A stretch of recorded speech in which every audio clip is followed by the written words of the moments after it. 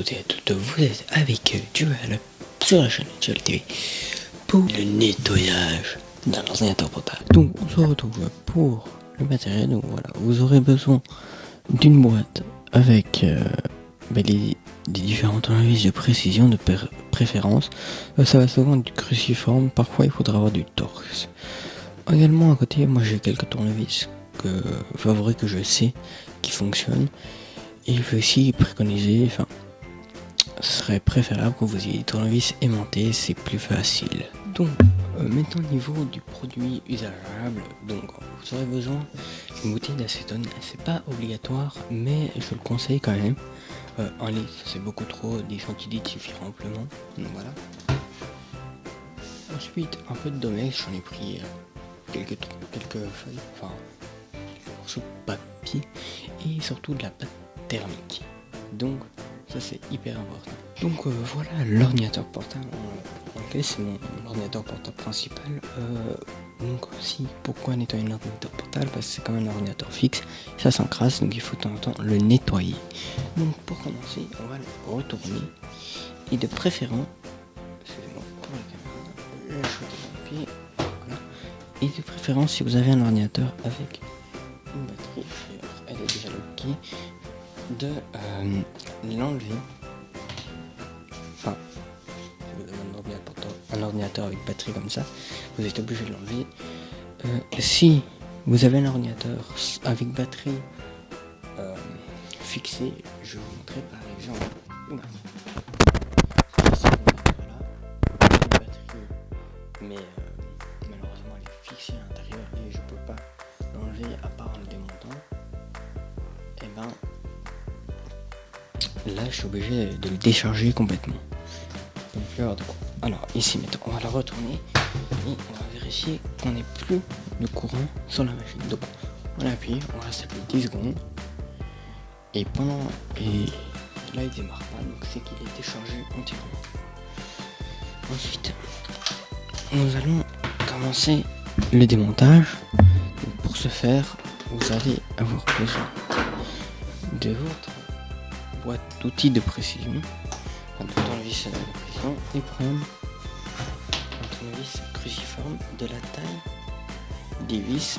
Mais par exemple moi ici j'ai donc mon disque dur, il se trouve ici et c'est celle-ci que je dois enlever. Donc voilà, donc je dévisse. Les vis viennent avec moi. Moi qu'est-ce que je fais pour pas perdre les vis? Je prends ma boîte, je les mets dedans. Donc, hop, on continue. Voilà, hop, maintenant je peux tirer dessus et j'ai le capot qui s'enlève. Donc, c'était le capot. Et on peut voir qu'il est hyper poussiéreux. Et donc on va falloir nettoyer ça. Ensuite ici on voit le disque dur, mais malheureusement on peut pas l'enlever tant qu'on n'est pas enlevé la petite vis qui le tient.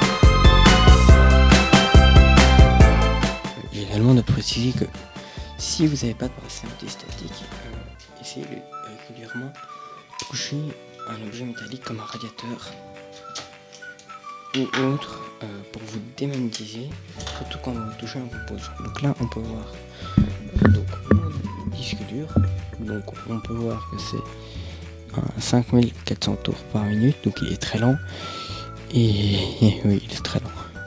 Je prends environ 10 minutes à démarrer cet ordinateur pour qu'il soit opérationnel complètement.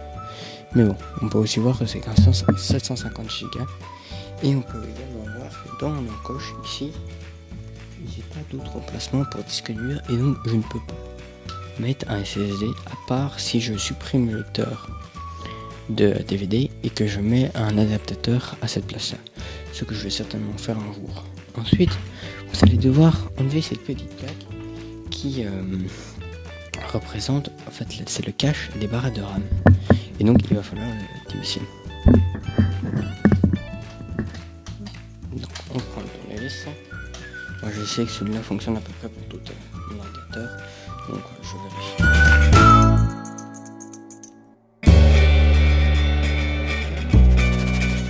Ensuite donc après ça il faut un peu d'éclipser et vous pouvez voir qu'il y a une mousse En fait, c'est pour que l'air se dirige mieux et ça fait un peu...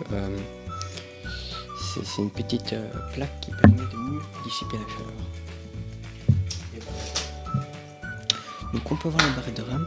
Moi, à ce moment-là, donc je disais, vu que je suis maniaque, moi je mets des gants en latex pour éviter que mon électricité statique passe. Sans dire, c'est pas si important que ça parce qu'il est dans une cage métallique et donc ça passe pas à travers, et c'est des cages métalliques mais avec un revêtement antistatique. Donc en gros l'électricité statique reste à l'extérieur de la cage. Donc voilà, il n'y avait pas de problème là-dessus. Mais donc sinon pour ça je prends des gants, vu que les barrettes de RAM, comme ça bon, je décolle ces gants et je vous retrouve juste après.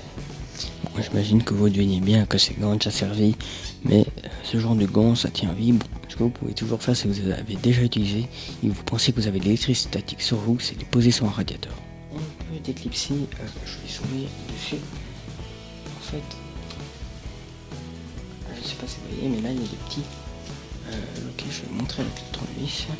Donc là ici il y a des petits loquets. Ben, vous allez devoir les tirer ainsi. Donc vous les tirez comme ça et puis soulever. Donc en tirant, en les écartant plutôt, vous pourrez, la barre de RAM va se soulever et va se relever. Donc ça c'est une barrette que j'ai rajoutée par après parce que vous n'avez pas dû m'entendre parce que j'avais le micro long. Mais bon, donc ça c'est une barrette que j'ai rajoutée par après. Changeant, vu que j'avais que 4 Go et donc je voulais avoir 8 Go au minimum. Donc on va la tester et on va faire pareil. Donc ça c'est le deuxième, c'est celle d'origine et on voit que à l'époque c'est aussi une question d'ailleurs. Il y a beaucoup plus de mémoire flash comparé à... Vous voyez, c'est la même taille de mémoire flash mais il y en a beaucoup moins parce qu'à l'époque c'était plus compliqué de faire la même quantité par rapport à la même taille. Donc pour 4 Go ils avaient besoin de ça, alors qu'à l'époque sur une seule comme ça ils auraient pu mettre 8 Go, ça aurait été bien. Voilà. À demander, c'est de la DDR3 pour ceux qui le demanderont. Donc ensuite il faudra démonter le lecteur, démonter cette petite vis.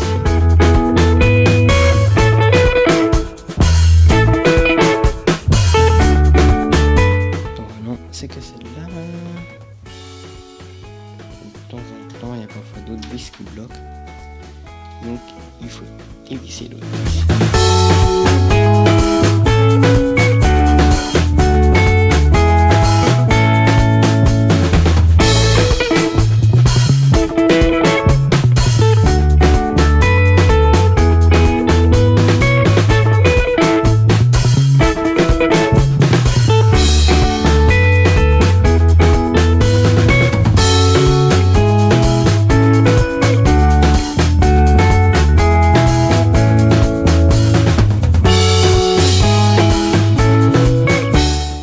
Donc voilà, j'ai désossé l'appareil. Donc pour ce faire, je vais enlever toutes les vis, j'ai enlevé mon lecteur de CD en fait. Et ben, en gros, il était un peu calé vu le port SATA, donc voilà, il a dû un peu chipoter. Maintenant, ce qu'on va faire, donc là on peut voir mon petit processeur qui est là, qui est sur socket. On voit ma carte Wi-Fi. Oui, c'est ma carte Wi-Fi puisque ça fait le tour. Là, c'est le contrôleur des boutons qui sont power. Oui, ça doit être ça. Ensuite, là, on voit donc les câbles qui partent vers l'écran supérieur. Là, ici, la nappe pour les ports USB. Enfin, ça nappe et là, c'est la carte avec les ports USB. Là, le port 3.10 avec les ports audio, le port HDMI, port VGA, port G45, les ports d'alimentation. Je vais encore le taper dans la caméra. Là ici on voit le connecteur pour la batterie. Donc ce qu'on va faire, c'est qu'on va démonter le système de ventilation. Pour ce faire, je vais remettre mes gants, vu que là on va toucher du PCB. Donc hop, je remets mes gants. Hop là. Et on peut voir également la carglass, elle est poussiéreuse pour le moment et elle est surtout d'une couleur en fait qui est anti-statique. Et là on peut voir qu'ils ont mis des filtres anti-poussière, c'est très bien de la part de Sony. Donc ce sera mieux comme ça. Donc On peut voir ici un petit câble qu'il faut bien sûr débrancher. Et ce problème, c'est qu'il faut bien regarder en dessous, donc à l'horizontale. Donc je vais mettre ma tête pour regarder s'il n'y a pas un petit loquet qui colle. Et puis je vais tirer un petit tournevis comme ça. Et donc voilà, là le petit câble est enlevé. Maintenant le ventilateur peut être démonté. Donc je prends le tournevis, c'est plus adapté et je crois bien que c'est super. Désolé si vous entendez l'aspirateur et ma femme de nage qui nettoie. Mais bon.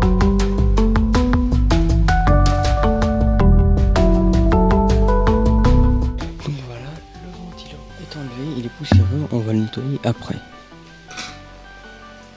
Maintenant on va s'attaquer à démonter le système de refroidissement, donc le ventirad qui est juste là, qui est tout petit d'ailleurs, et je vais essayer de trouver un meilleur système sur internet, je sais pas, d'occasion ou quoi. Donc voilà. Donc là on peut voir, j'ai démonté donc le système de refroidissement, donc c'est le petit ventirad tout minuscule et j'ai des hors-champs, et donc les vis sont calées via des petits joints, et on peut voir la pâte thermique qui est là, donc on va devoir nettoyer tout ça. Donc je pose ça là, on voit mon processeur, et on peut voir, ça doit être le chipset qui est là, je vais le démonter aussi pour le nettoyer. Donc voilà le petit chipset, il a un pâte thermique, donc je vais remonter le radio, mais plus tard, ce sera plus facile pour nettoyer.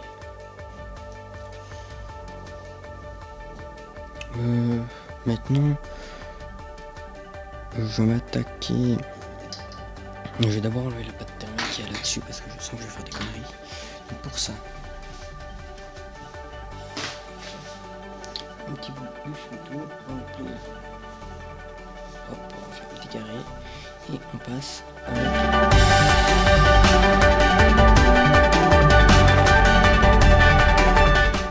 Pour ceux qui ne savent pas, c'est la petite partie métallique.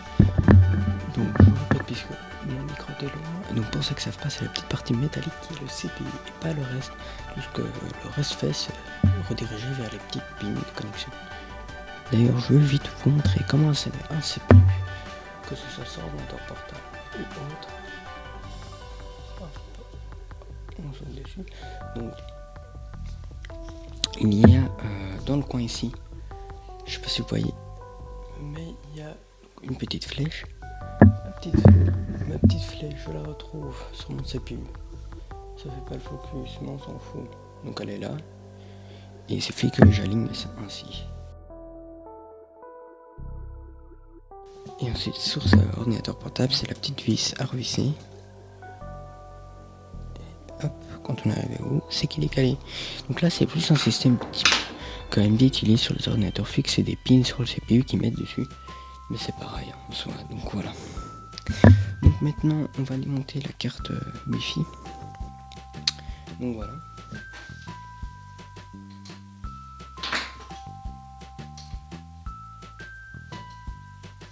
Pour ce faire, il faut pas oublier d'enlever les petites antennes. En fait, je viens de repenser, vous êtes complètement hors champ. C'est quand même compliqué de faire des trucs. Donc voilà, les antennes, donc c'est ça, il faut les démonter. En fait, ces éclipses, c'est deux petites connexions qui sont dessus, il suffit de les déclipser. Donc moi, pour pas perdre la vis et que je sais que c'est là, je remets la vis au niveau du socket du port PCI Express. Donc maintenant, on va pouvoir enlever toute la poussière qui est là avec un Domex et voilà. Une fois fait ça, on va pouvoir nettoyer les autres pièces. Voilà. Ça c'est fait. J'ai à peu près tout nettoyé. Maintenant, il reste qu'à passer à l'acétone le CPU et le ventirad. Et je vais d'abord vite fait laver grâce qu'il y a là-dessus. Donc voilà. Bien sûr, serrage en croix, donc on commence un peu ici et puis on passe de chaque côté jusqu'à bien serrer, mais pas trop pour être cassé. On va monter la petite carte Wi-Fi, donc pour ça je vais utiliser. Donc ça c'est fixé, maintenant on ne doit plus que nettoyer les deux autres pièces. Donc voici donc, le ventirad, on va plus se préoccuper sur le socket du ventirad. Et on va prendre notre bouteille d'acétone. Voilà. On va prendre un morceau de Domex qu'on va plier une fois ainsi et ainsi. Très important, là vous devez mettre des gants parce que comme on voit là, hop, ça roule, voilà. Donc il faut mettre des gants et il suffit de venir mettre le domaine comme ça et voilà, vous en avez dessus. On peut refermer la bouteille. Donc là, on sent que c'est horrible. Et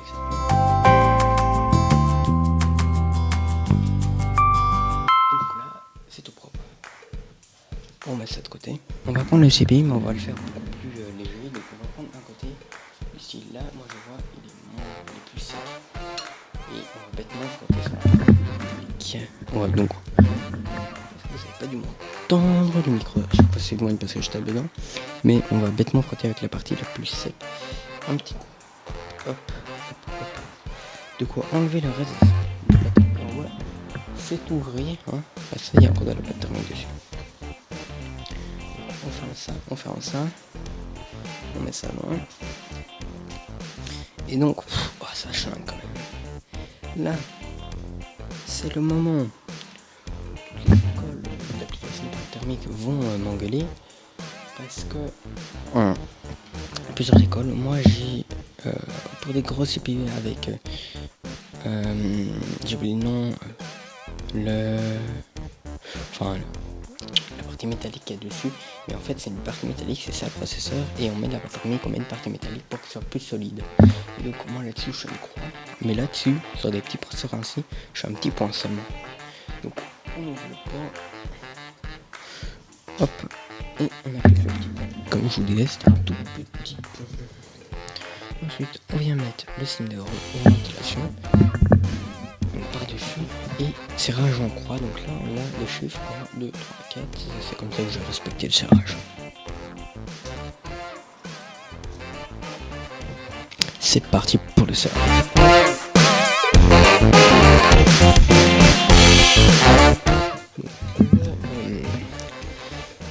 Socket donc à fixer. Donc voilà. C'est bon maintenant, mais il faut fixer les vis qui tiennent le système de ventilation. On va maintenant fixer le ventilo. Donc j'ai fixé le ventilo avec sa connectique. Normalement c'est bon partout pour cette partie là. Refixer ça.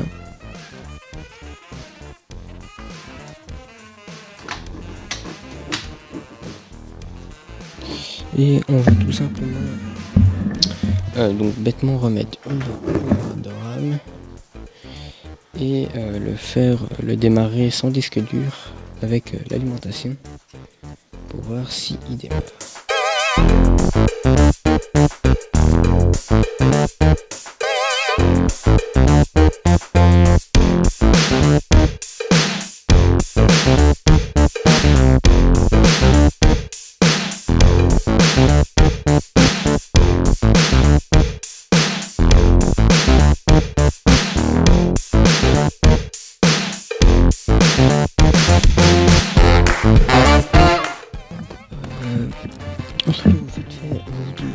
À la prochaine, likez, abonnez-vous parce que ma caméra est plate. Je vais pas pouvoir montrer le démarrage parce qu'elle est tombée plate en plein moment et j'ai plus de batterie. Là, j'étais en sur la réserve. Donc, moi je vous dis à la prochaine pour d'autres vidéos. Vous étiez avec Joel sur la chaîne Joel TV. A plus.